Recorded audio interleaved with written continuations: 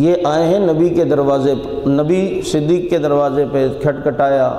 ابو بکر گھر گھیرا ہوا نکلنا ہے، چلنا ہے، چلنا ہے، پھر چلنا ہے، ٹھیک ہے چلتے ہیں۔ صدیق نبی کو لے کے چلے گئے، گھر میں جتنے پیسے تھے 5000 درہم ٹوٹل سارے لیے، ایک درہم گھر پہ نہیں چھوڑا،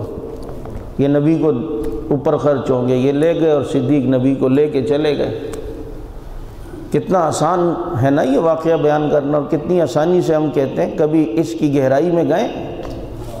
آج اگر کسی کا کوئی بڑا پکا دوست ہو، جگری یار ہو، اور وہ دوست رات کو کہیں 3-4 بجے اپنے دوست کے گھر پہ آئے اور کہے یار وہ پولیس نے، رینجرز نے ذرا ریٹ ماری ہے، میرا گھر گھیرا ہوا ہے، میں پچھلی کھڑکی سے چھلانگ لگا کے آ گیا ہوں، بس نکلتے ہیں افغانستان ہجرت کرتے ہیں۔ اب اپنے دوست کو یہ کہہ رہا ہو اور اس کا دوست ایسا ہو، اس کی زندگی کا حال یوں ہو کہ جناب اس کی صرف 2 بیٹیاں ہوں اور اس کا نابینا بوڑھا باپ ہو، اور وہ گلشن معمار کا بہت بڑا تاجر بھی ہو، تو ایسے میں وہ کہے گا یار اللہ کے بندے اب ایسا بھی تو نہیں تو اچانک آ گیا، تجھے پتہ ہے میرے گھر میں 2 بیٹیاں ہی ہیں، میرا باپ بوڑھا ہے، یار میرا کاروباری سیٹنگ ہے، چلو جائیں گے لیکن کبھی ایک طریقہ ایک سیٹنگ کروں گا اور یوں کروں گا، وہ کہے گا تیری سیٹنگ کرنے تک نا میری سیٹنگ ہو جائے گی۔ تو اس لیے بھائی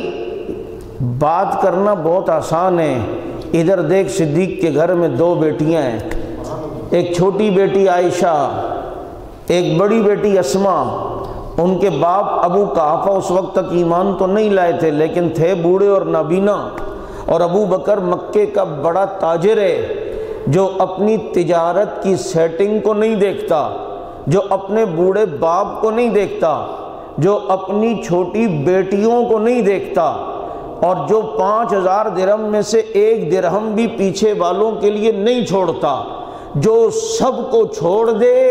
نبی کو نہ چھوڑے، اسی کو ابو بکر صدیق کہتے ہیں۔ پروانے کو چراغ، بلبل کو پھول، بس صدیق کے لیے ہے خدا کا رسول بس۔